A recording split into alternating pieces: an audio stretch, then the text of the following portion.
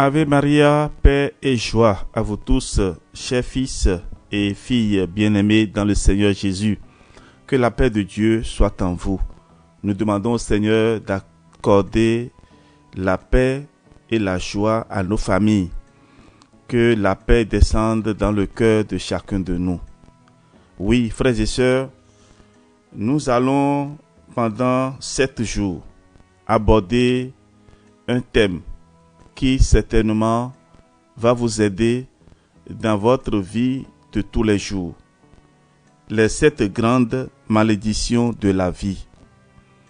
Dans un premier temps, nous allons faire une introduction générale à tous les thèmes qui seront développés pendant ces 7 jours. Et à la fin de chaque thème abordé, il y aura une prière pour aider ceux qui en souffrent à trouver la guérison et la restauration. Nous allons vous demander également de faire un exercice de 40 jours. Une prière sera proposée et vous allez faire cette prière pendant 40 jours pour demander au Seigneur la guérison et la restauration. Demandons à l'Esprit Saint, au début de ce programme spirituel, de nous donner la force d'aller jusqu'au bout. Mais ce que je voudrais surtout vous demander, c'est de faire un examen de conscience. N'écoutez pas seulement ces enseignements. Vous pouvez prendre le temps de faire un examen de conscience. C'est-à-dire à partir de ce que vous allez entendre, vous allez prendre ça comme un test de méditation et refléter cela sur votre vie. Analysez votre vie pour voir si vous êtes concerné. Et si vous êtes concerné, vous prenez la décision de faire les 40 jours de prière pour demander au Seigneur la libération, la délivrance. Que l'Esprit Saint nous soit accordé. Le livre de Deutéronome, chapitre 28, versets 15 à 68, nous parle des malédictions de la loi, à savoir la stérilité et les problèmes de reproduction, les maladies héréditaires, chroniques et mortelles, la folie et les problèmes mentaux, le célibat imposé, la pauvreté, les problèmes financiers et le chômage, le vagabondage et les échecs, et les morts prématurées ou bizarres. Ce sont les 7 grandes malédictions de la vie.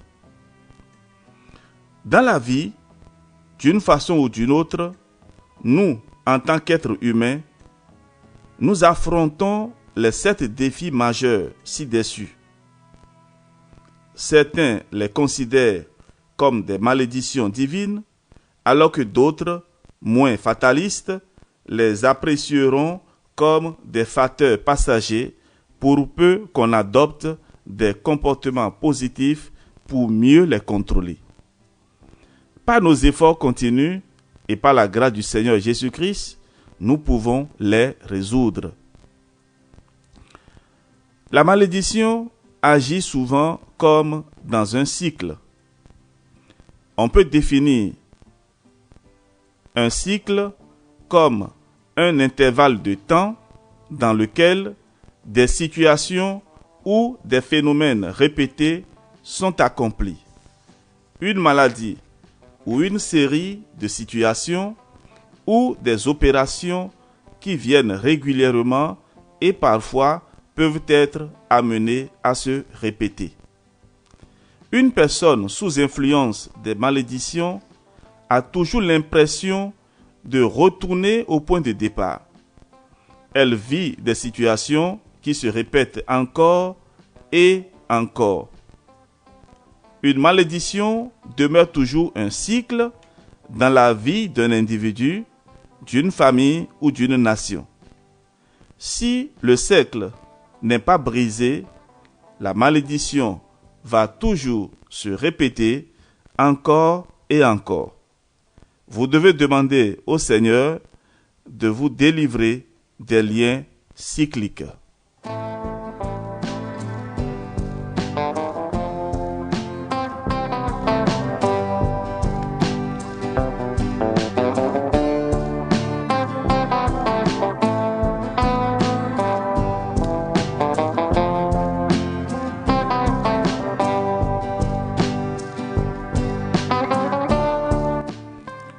frères et sœurs, pendant les 7 jours, voici les thèmes qui seront développés, pour lesquels nous allons prier. Et nous allons offrir également une prière que vous allez faire pour ceux qui sont concernés. Nous allons parler de la stérilité. La stérilité dans la Bible. Que faire en cas de stérilité du couple? La patience et le soutien du mari, par exemple, ce sont des exemples que nous allons donner. Et maintenant, une prière pour la fécondité du couple. Deuxième jour, nous aurons à parler, ça c'est le 9 décembre, nous parlerons des maladies héréditaires, chroniques et mortelles. Les maladies héréditaires, chroniques et mortelles. Troisième jour, nous parlerons de la folie et les problèmes mentaux. Quatrième jour, le célibat imposé. Cinquième jour, la pauvreté et la famine. Sixième jour, les morts prématurées ou les morts bizarres. Septième jour, le vagabondage et les échecs scolaires. Frères et sœurs bien-aimés, voilà donc le programme pour ces 7 jours d'enseignement et de prière. Et je vous demande de suivre attentivement pour chaque jour ces enseignements et ces prières que nous allons faire ensemble. Que Dieu notre Père, dans sa miséricorde, vous donne la force d'aller jusqu'au bout, qu'il vous donne son Esprit Saint, parce que nous en avons besoin pour comprendre et prendre une décision. Si vous avez des questions particulières à poser, vous pouvez suivre tout l'enseignement du début jusqu'à la fin, et à la fin, vous pouvez donc nous écrire, ou même, si votre question est pressante, vous pouvez donc nous écrire par WhatsApp, mais prenez la patience pour attendre la réponse, plus 229 67 20 14 14. Votre serviteur, le Père Jean-Raphaël Mariton, nous dit: j'espère de la part du Seigneur une bénédiction abondante pour chacun de vous. Nous allons commencer le cheminement et je demande déjà à chacun de vous, pendant les 7 jours, vous pouvez jeûner comme vous voulez, vous pouvez choisir le temps et surtout réciter le Saint-Rosaire pendant la journée pour mieux accueillir l'enseignement et surtout pour que la prière puisse monter convenablement vers Dieu notre Père, vers Jésus-Christ notre Sauveur, et que l'Esprit Saint nous y aide. Que la paix de Dieu règne en vous. Disposons-nous pour suivre attentivement ces 7 jours de prière.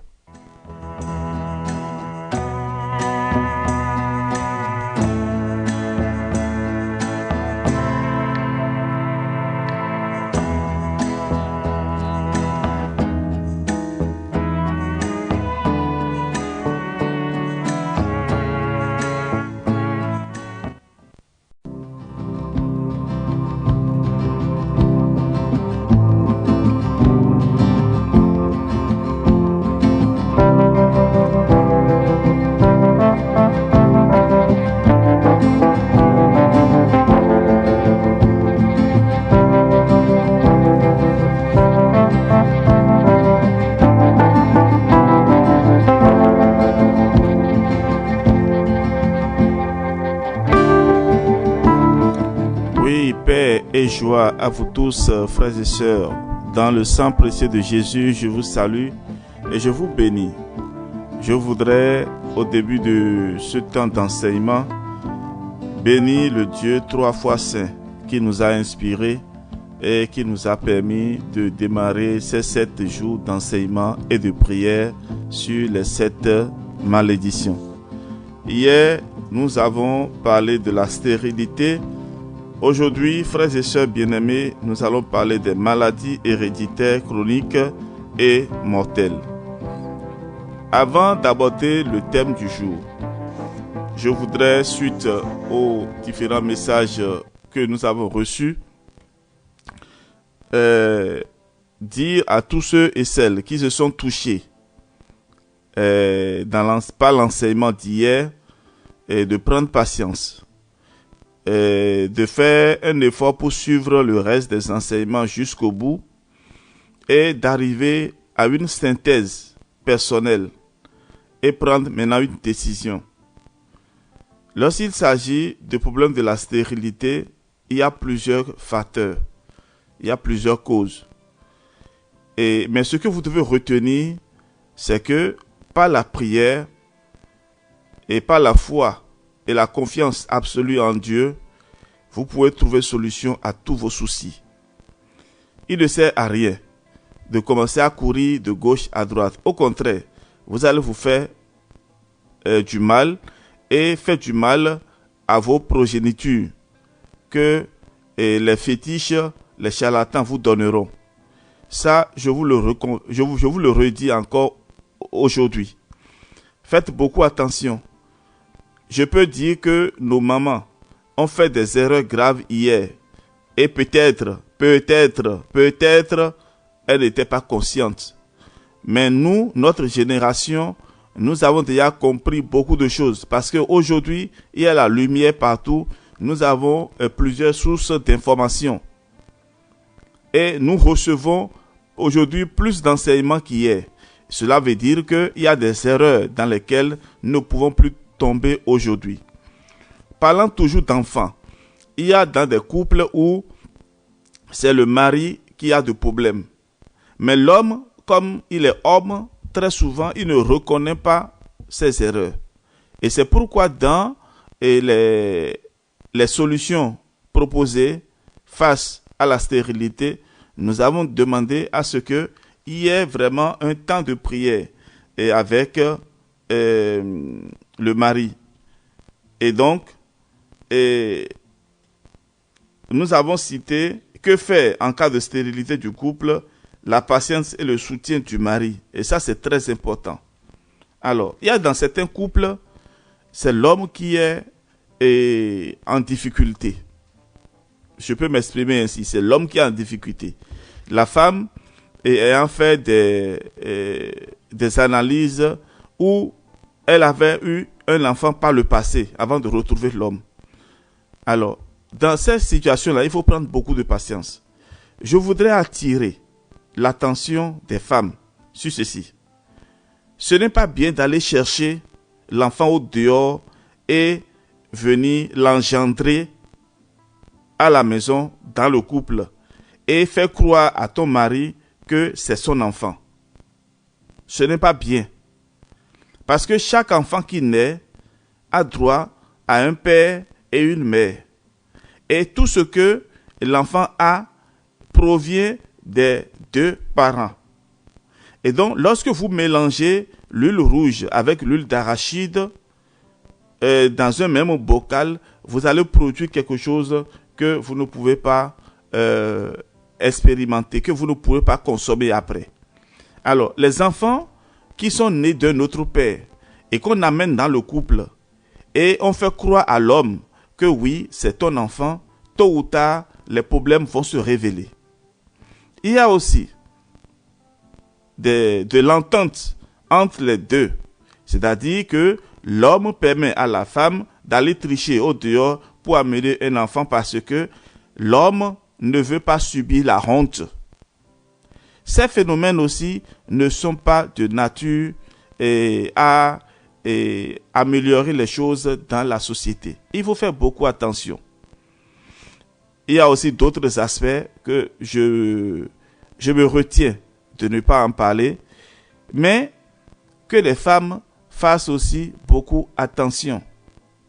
Il y a des femmes qui sont assises sur deux chaises.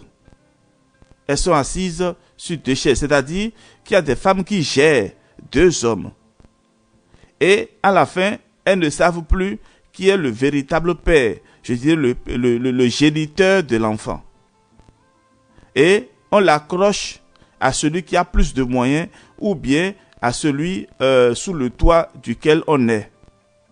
Ce sont des situations que je soulève. Je sais que vous comprenez ce que je suis en train de dire. Les femmes qui m'écoutez là, vous devez arriver un jour à dire la vérité à vos enfants et leur montrer leur véritable père.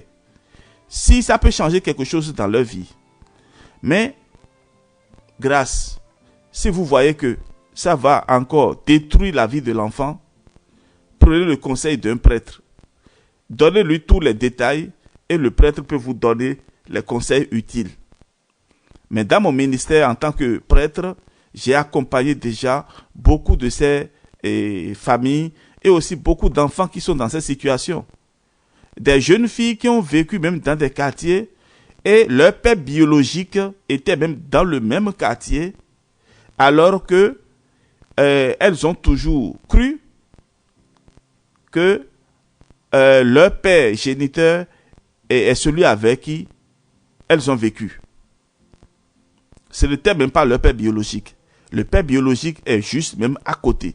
Parfois même, il vient faire de petits cadeaux et il disparaît. Donc, entre la maman et le père du dehors, il y a eu entente et ils ont fait leurs choses et après c'est l'enfant qui souffre. Et surtout quand une femme est à la recherche d'enfants et peut-être elle voit que c'est son mari qui est en panne, là, elle va chercher du secours au dehors. Discrètement, elle amène l'enfant au milieu parce qu'elle ne veut pas perdre son mari. Chères femmes, chers hommes, faites beaucoup attention. Ce n'est pas obligatoire d'avoir des enfants. C'est un don de Dieu. Si Dieu ne te donne pas, à moins que tu es avec la personne, si à un moment donné tu ne veux plus vivre avec la personne, sors alors de sa maison et tu vas te marier ailleurs si tu ne peux pas supporter. Si tu ne peux pas supporter, toi femme, si tu vois que ton mari est en panne et que tu ne peux pas supporter, entends-toi avec lui ou bien discrètement, tu changes de partenaire et là tu sais que tu es avec telle personne. Ce n'est pas à cause de l'argent que tu vas rester et lui pourrir la vie. Je m'arrête là. C'était une introduction très délicate que je voudrais quand même soulever compte tenu des différentes questions qui nous ont été posées aujourd'hui. Et nous reviendrons après et proposer, si possible, un cheminement pour ces enfants-là qui ont été demandés chez les féticheurs, les marabouts, et dans les couvents des divinités païennes, et qui sont nés aujourd'hui et qui rencontrent beaucoup de difficultés. Alors aujourd'hui, nous avons au programme de parler des maladies héréditaires, chroniques et mortelles. Alors, frères et sœurs, le deuxième signe de la malédiction, ce sont les maladies héréditaires, chroniques et mortelles. Et nous allons lire un passage biblique. C'est Deutéronome, verset 28, verset 21 jusqu'à 35. Nous allons prendre quelques versets dedans. Du 21 à 35, nous allons extraire quelques versets. Alors écoutons. C'est le chapitre 28 du Deutéronome. Le Seigneur attachera à toi la peste, jusqu'à ce qu'elle te consume dans le pays dont tu vas entrer en possession. Le Seigneur te frappera de consomption, de fièvre, d'inflammation, de chaleur brûlante, de dessèchement, de jaunisse et du gangrène, qui te poursuivront jusqu'à ce que tu périsses. Le Seigneur te frappera de l'ulcère d'Égypte, d'hémorroïdes, de gale et de teigne, dont tu ne pourras guérir. Le Seigneur te frappera aux genoux et aux cuisses d'un ulcère malin, dont tu ne pourras guérir. Il te frappera depuis la plante du pied jusqu'au sommet de la tête. Ici, nous sommes dans Deutéronome chapitre 28, à partir du verset 21, des extraits jusqu'au verset 35. Alors, frères et sœurs, avec ce passage biblique, nous devons comprendre quelque chose. Nous y lisons toutes sortes de maladies. Peste, consomption, fièvre, brûlure, inflammation, furoncle de la plante des pieds au sommet du crâne, en passant par les genoux, les cuisses, gale, abcès, démangeaison.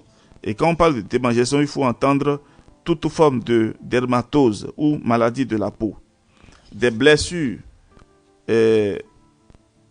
prodigieuses, maladies graves et mortelles, toutes les épidémies. Le thème de consomption est un thème générique désignant l'altération de l'état général avec, en particulier, asthénie, anorésie, amaigrissement, perte des forces, etc. Il s'agit des conséquences de toute maladie grave. Ces maladies vous sont envoyées pour vous consumer, pour vous tuer, telles que le sida ou le cancer. Toutes ces maladies ne sont pas des châtiments divins. Comprenez bien, toutes ces maladies ne sont pas des châtiments divins. C'est-à-dire, ce ne sont pas des châtiments venant de Dieu, comme la simple lecture du texte pourrait l'envisager. Mais elles sont en réalité l'avertissement des conséquences physiques du péché. La maladie n'est pas une punition qu'un Dieu vengeur infligerait à l'homme, c'est l'homme lui-même qui engendre par sa faute son propre châtiment. Chacun de nous choisit les châtiments lorsqu'il pêche volontairement, écrit Saint Clément d'Alexandrie. Dieu n'est donc pas responsable de nos maladies. Nous allons à présent voir la maladie dans la Bible et nous allons marquer une pause pour nous permettre de demander à l'Esprit Saint de nous éclairer encore.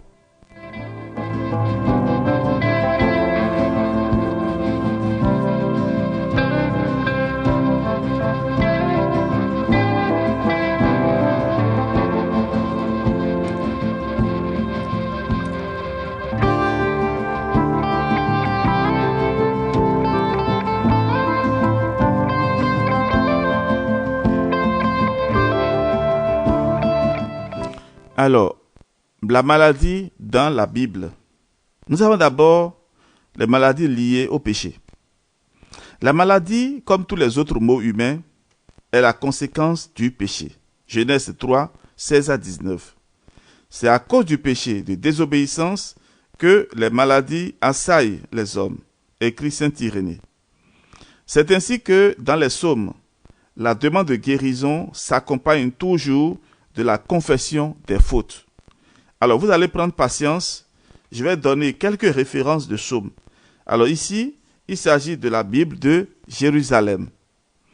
Et pour ceux qui ont le texte de la liturgie catholique, vous allez ajouter 1 au chiffre que je vais donner.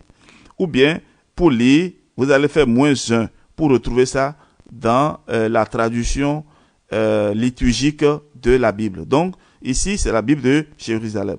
Donc, nous avons ici Psaume 38, versets 2 à 6, Psaume 39, 9 à 12, 107, verset 17. Dans la même symbolique de la maladie liée au péché, nous trouvons celle de la lèpre, en particulier celle de Myriam, dans le livre des Nombres, chapitre 12, verset 1 à 16, liée à la jalousie, au désir de domination. Vous voyez, il y a même des maladies qui sont liées à la jalousie. Faites beaucoup attention. Celle de Géasi, le serviteur du prophète Élisée. Deuxième livre des rois, chapitre 5, versets 20 à 27.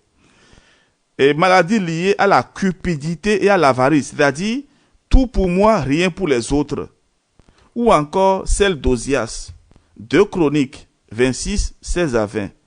Lié à l'usurpation des fonctions sacerdotales, c'est-à-dire prendre la place du prêtre. Il y a des maladies, faites beaucoup attention, frères et sœurs. La maladie a pour cause les péchés personnels de celui qui en est atteint. Toutefois, à scruter de près les Écritures, la personne peut souffrir à cause des péchés des parents ou des ancêtres.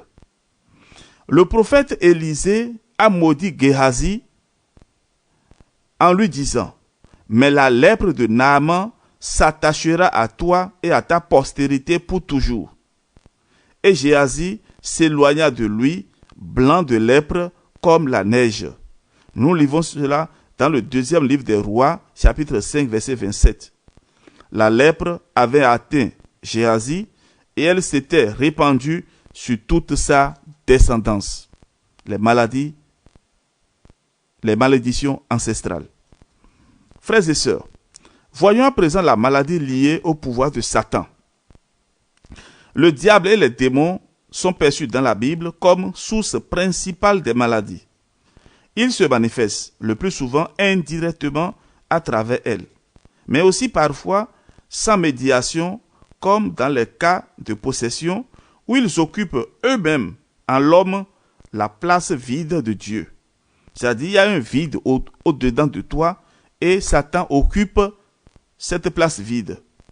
Les Écritures parlent plusieurs fois de cette étiologie démoniaque, de certaines maladies comme par exemple dans le prologue du livre de Job, chapitre 2, versets 6 à 7, dans la femme courbée de Saint Luc, chapitre 13, verset 16, et implicitement, Saint Pierre le confirme. Dieu a oint du Saint-Esprit et de force Jésus de Nazareth, qui allait de lieu en lieu, faisant du bien et guérissant tous ceux qui étaient sous l'emprise du diable. Actes des Apôtres, chapitre 10, verset 38. Frères et sœurs, nous allons aborder maintenant la troisième catégorie de maladies, maladies comme épreuve providentielle. C'est-à-dire que Dieu peut permettre une maladie dans notre vie pour notre conversion. Écoutons ce paragraphe renferme. La maladie n'est pas toujours liée au péché.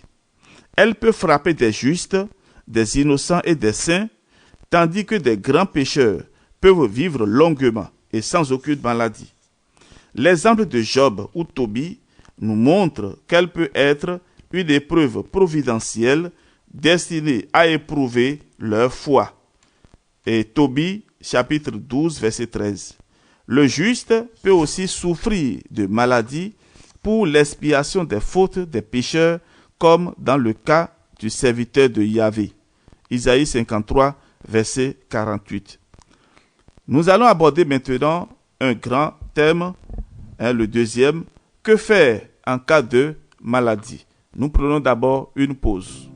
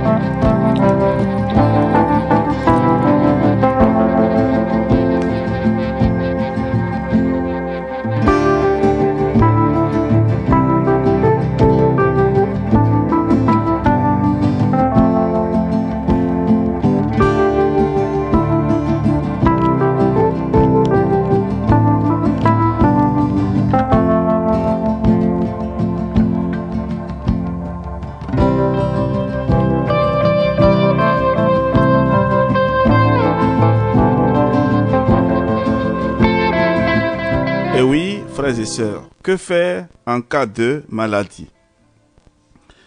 Le premier geste à faire, c'est le recours au médecin. Suivez très bien. Le premier geste à faire lorsqu'on est malade, c'est le recours au médecin. La science a tellement évolué aujourd'hui que la science peut détecter la cause d'une maladie. Mais il peut arriver que la science ayant fait toutes les analyses possibles, toutes les suppositions et même parfois des conférences de docteurs se retrouvent pour pouvoir analyser le cas. Dans cette situation, c'est la prière qui vient pour conclure. Alors, le recours au médecin, c'est quoi? Il y a des maladies qui sont purement naturelles et pour lesquelles il ne faut pas conclure à une influence spirituelle ou démoniaque. Les malades qui partent à la prière n'ont parfois pas consulté un médecin. Ils croient tellement à une influence spirituelle ou démoniaque qu'ils pensent que les médecins ne peuvent rien faire pour eux. D'autres vont voir les médecins mais sans conviction ou abandonnent le traitement lorsque le cas s'aggrave ou quand les examens médicaux ne révèlent rien. Ce n'est pas parce qu'une maladie s'aggrave ou que les examens sont négatifs qu'il faut conclure à une influence spirituelle ou démoniaque. Nous pouvons aussi observer des pasteurs qui demandent à leurs fidèles de ne pas prendre des médicaments, mais de ne compter que sur la prière. C'est une pastorale suicidaire. Vous êtes en train de tuer des gens. Il faut reconnaître que la médecine ne soigne pas toutes les maladies, tout comme la prière. Asa est mort de sa maladie pour avoir consulté des médecins. Nous lisons cela dans 2 Chroniques 16, 12. Tandis que Ézéchias a survécu parce qu'il a prié Dieu. Dans le livre de Esdras, chapitre 38, versets 1 à 5. Cela ne veut pas dire qu'il ne faut pas aller à l'hôpital et se contenter de prier, mais que c'est en Dieu que réside notre santé. La guérison demeure toujours un don de Dieu et les médecins sont des moyens utilisés par Dieu. La Bible n'interdit nullement le recours aux pratiques médicales. Le prophète Isaïe les emploie, c'est-à-dire les pratiques médicales, pour guérir Ézéchias. Vous allez lire 2 Rois, chapitre 20, verset 7, et Raphaël pour soigner Tobie. Dans le livre de Tobie, chapitre 11, versets 8 et 11. C'est dans le livre de Siracide, chapitre 38, qu'on pourra lire le plus bel éloge aux médecins. Saint Basile fonda l'un des premiers hôpitaux à Césarée.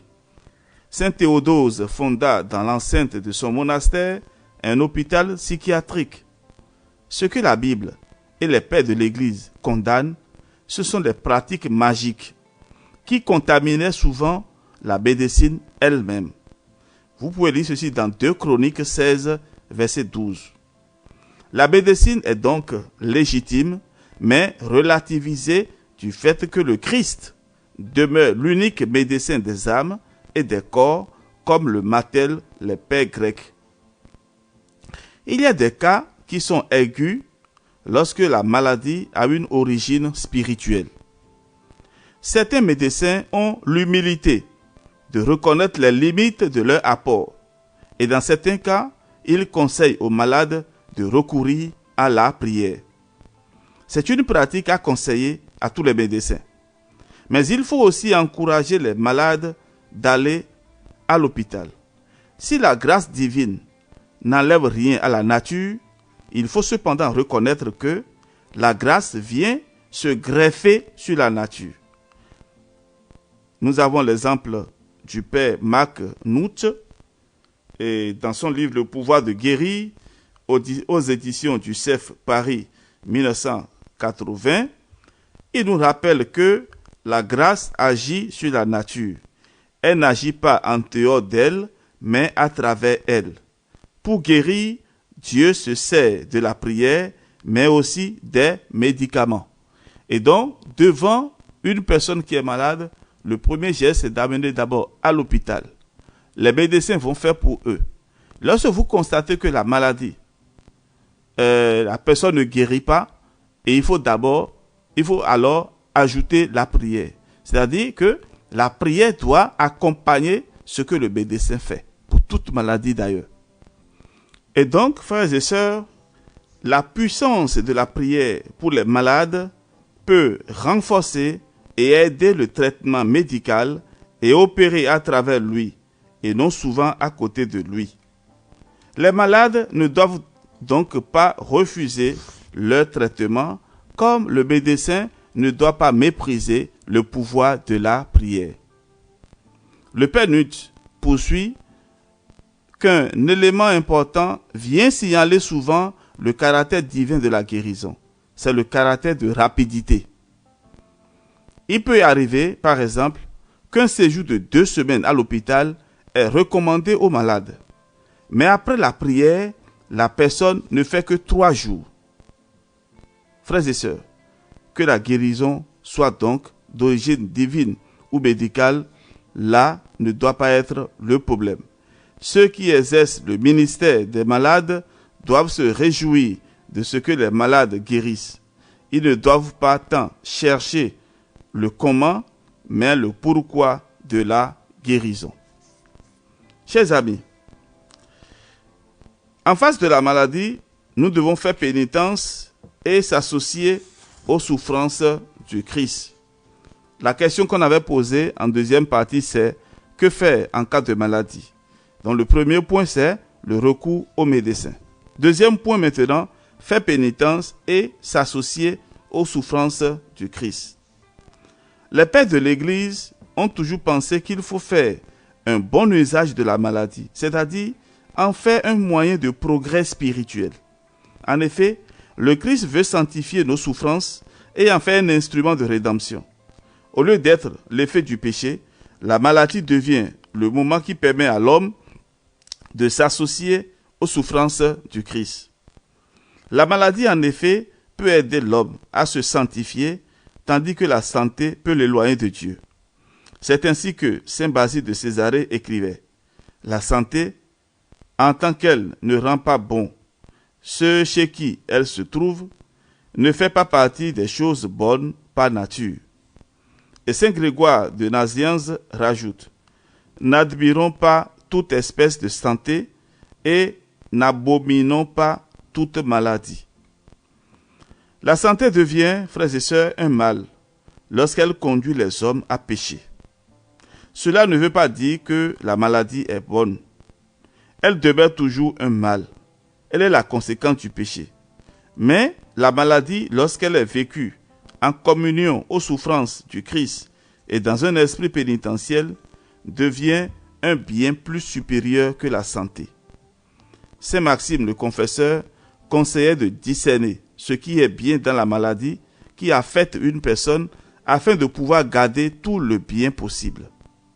Alors, frères et sœurs, que le Seigneur nous donne vraiment la force de supporter les moments de maladie.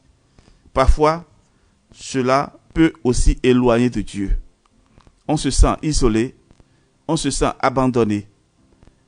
Que le Seigneur accorde la force et surtout sa proximité à tous ceux qui souffrent. Nous compatissons aux douleurs que les malades éprouvent. Troisième réponse à notre question, que faire en cas de maladie, c'est se laisser éprouver. Commentant le passage de Saint Matthieu, chapitre 15, versets 21 à 32, où le Christ repousse plusieurs fois la femme cananéenne demandant la guérison de sa fille, mais guérissant aussitôt tous les autres malades déposés à ses pieds, Saint Jean Chrysostome enseigne. Ce n'est point parce que ces derniers étaient préférables à cette femme, mais parce que cette femme avait plus de foi que tous. Ainsi, le Christ peut, par la maladie, vérifier la constance de la foi de celui qui prie. Lorsqu'un malade meurt, après qu'on ait prié pour lui, cela doit être encore l'occasion d'une prière d'action de grâce, car la véritable guérison n'appartient donc plus au temps des réalités sensibles, chronos, mais à la durée des réalités spirituelles, aion. Qu'est-ce que je voudrais dire par là? Il arrive que lorsqu'un parent est malade, lorsqu'un chrétien est malade, qu'on appelle le prêtre.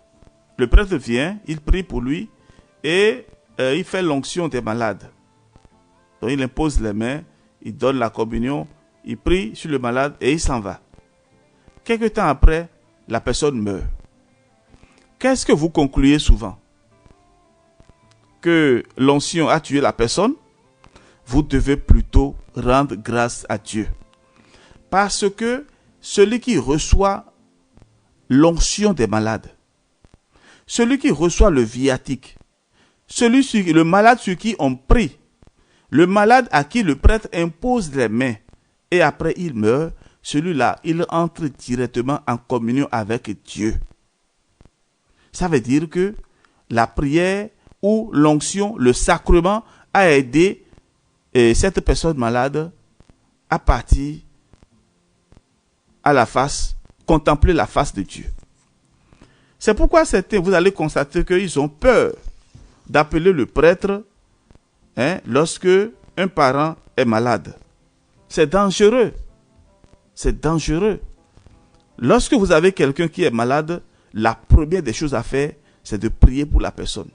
Appelez le prêtre et le prêtre vient donner l'onction des malades à cette personne malade. Il y a beaucoup de personnes qui ont trouvé la guérison ou bien la force pour supporter les douleurs de la maladie lorsque le prêtre donne l'onction.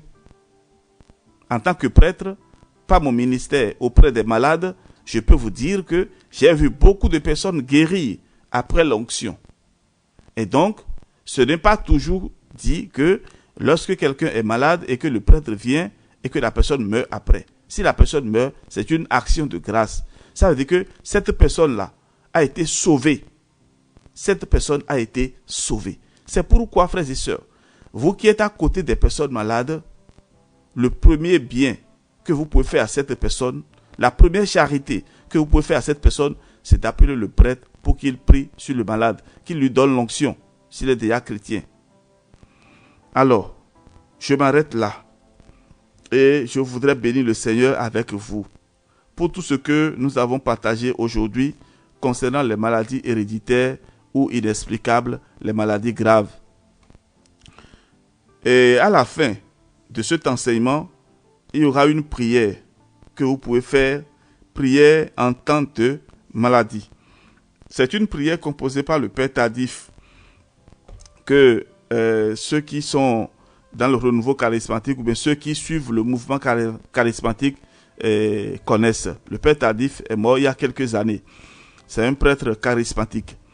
Alors, chers amis, je vais en ce moment même faire cette prière-là et vous allez accompagner.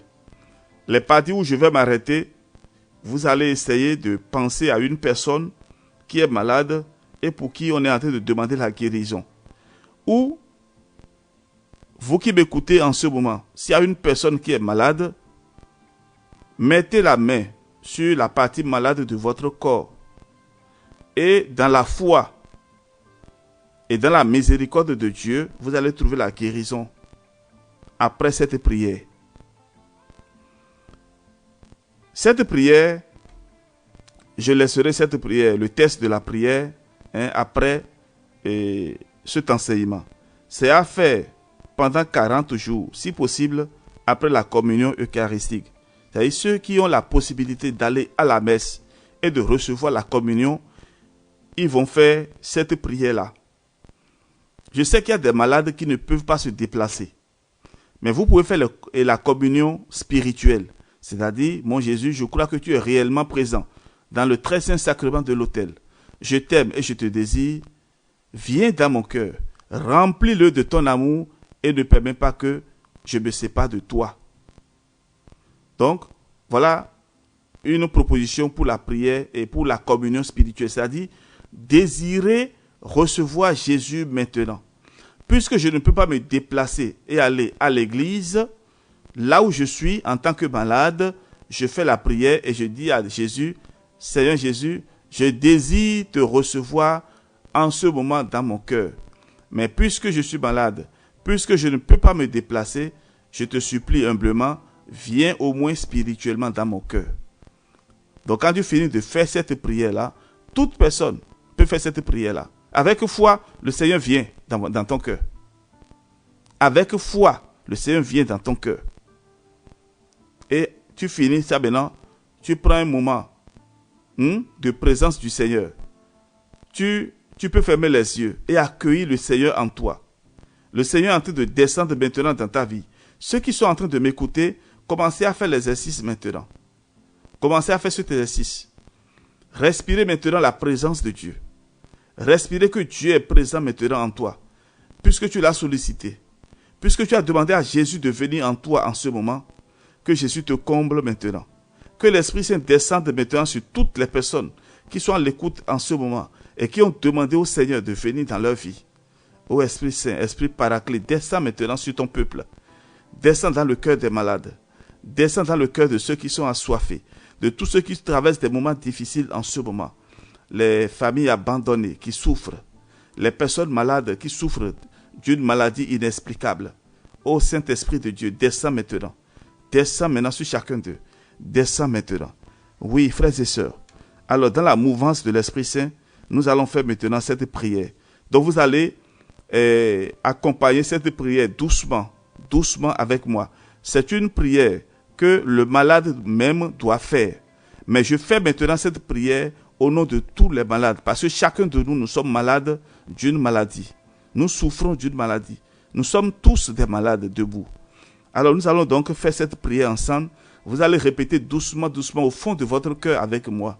Et après, quand je vais laisser le test en commentaire, et à la suite de cet enseignement, vous allez reprendre pendant 40 jours cette prière.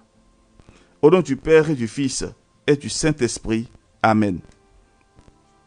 Seigneur Jésus, je confesse que tu es le Fils de Dieu fait homme. Tu es le Messie sauveur. Et je suis la petite brebis de ton troupeau. Tu me dis que tu as pris sur toi toutes mes douleurs. Et par tes saintes plaies, j'ai été guéri. C'est toi qui me dis, viens à moi, toi qui es fatigué et chargé, et moi je te soulagerai. Ô Jésus, j'ai confiance en toi.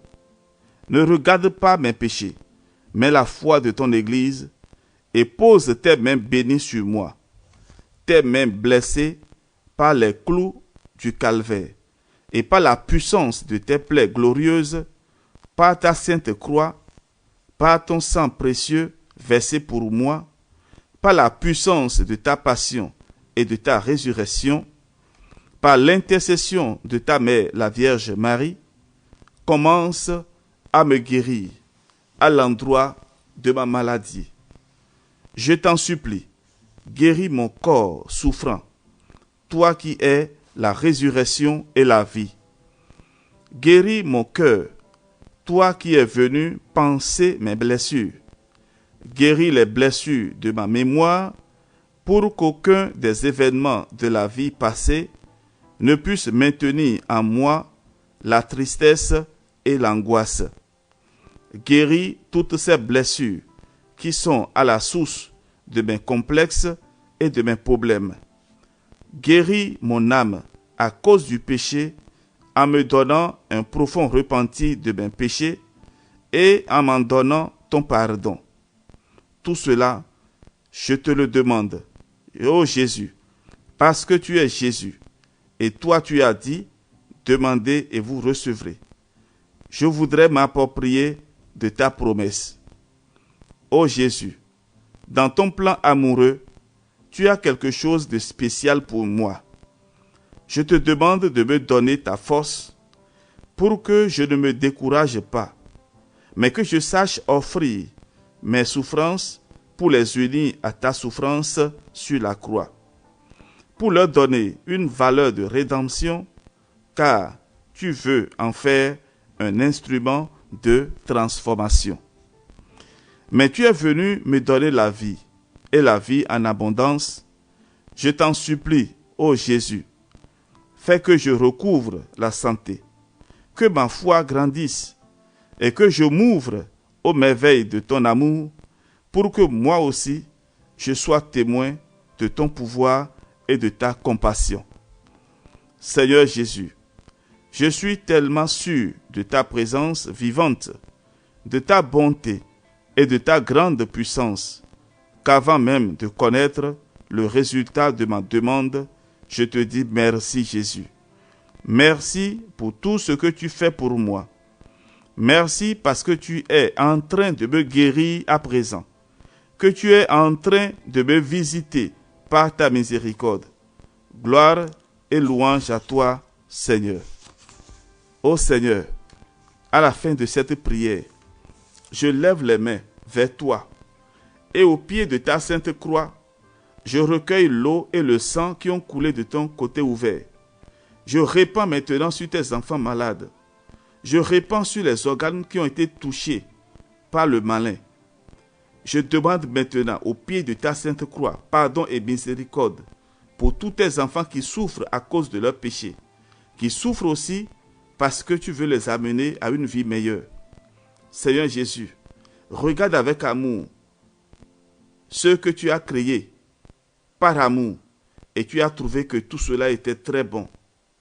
Répands sur eux maintenant ton esprit de création, ton esprit d'adoption, ton esprit de joie, ton esprit de bonheur, afin que tes enfants retrouvent la guérison, la paix et la joie de ta présence. En ton nom, Seigneur, je prends autorité sur l'espace et le temps. Et comme tu l'as dit, d'imposer les mains aux malades, et ceux-ci trouveront la guérison. Je pose maintenant mes mains, ces mains que tu as consacrées et qui chaque jour touchent ton corps et ton sang. Je les pose maintenant sur tous les malades qui sont en train de me suivre en ce moment. Je pose la main sur la tête, sur les parties malades de leur corps, afin qu'ils reçoivent de toi la guérison et la restauration. Pour la gloire de ton Saint-Nom, pour le salut et le relèvement de l'humanité, et pour que ton règne arrive dans tous les cœurs. Seigneur, je veux être un simple instrument. Utilise mes mains pour guérir maintenant toutes les personnes malades qui implorent ta miséricorde, afin que ton nom soit béni et sanctifié partout, au nom du Père et du Fils et du Saint-Esprit. Amen. Pour la gloire de Dieu, nous avons prié. Alors Seigneur, nous laissons tout entre tes mains. Nous laissons nos maladies, nos peurs, nos craintes et aussi nos indifférences, nos péchés de chaque moment, nous les laissons entre tes mains, te demandant de nous accorder ta présence, de nous accorder la joie de ta présence. Amen. Frères et sœurs bien-aimés, ainsi s'achève notre soirée d'enseignement et de prière. Que Dieu vous bénisse abondamment, qu'il éclaire votre chemin, qu'il éclaire votre conscience. Le conseil que je vais vous donner est ceci. Quand le prophète Isaïe a déclaré que Jésus a pris sur lui-même nos infirmités et il s'est chargé de nos maladies, c'est pour nous révéler que le Seigneur nous délivre de la malédiction des maladies héréditaires, chroniques et mortelles. Que la gloire de Dieu soit manifestée en vous. Amen. Votre serviteur, le Père Jean-Raphaël Mariton, nous dit: je bénis le Seigneur pour ce temps de prière que nous venons de passer. Si vous avez des questions particulières, vous pouvez nous écrire par WhatsApp, plus 229 67 20 14 14. Soyez bénis et que la gloire de Dieu soit manifestée en vous. Amen.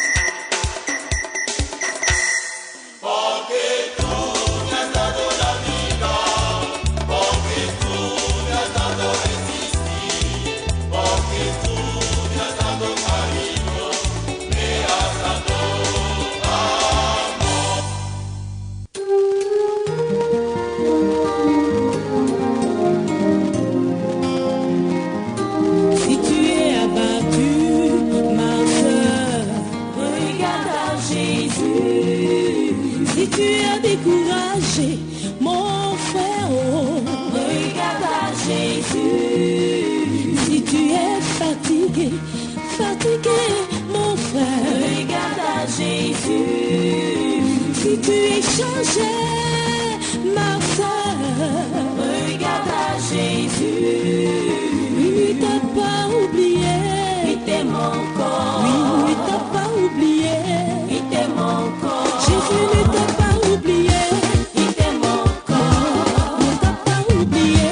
Il t'aime encore. Ton Dieu t'a pas oublié. Il t'aime encore. Il ne t'a pas oublié. Il t'aime encore. Oublié.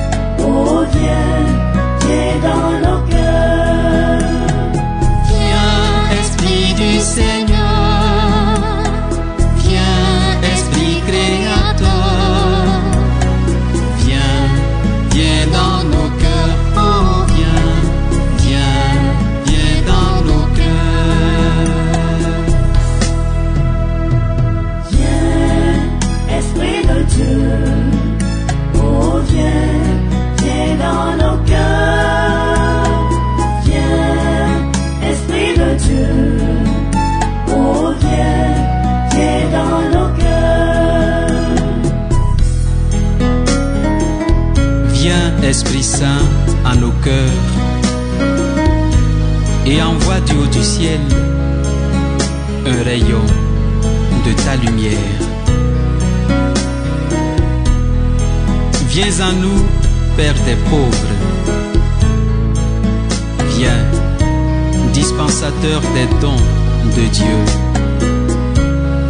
Viens, lumière de nos cœurs.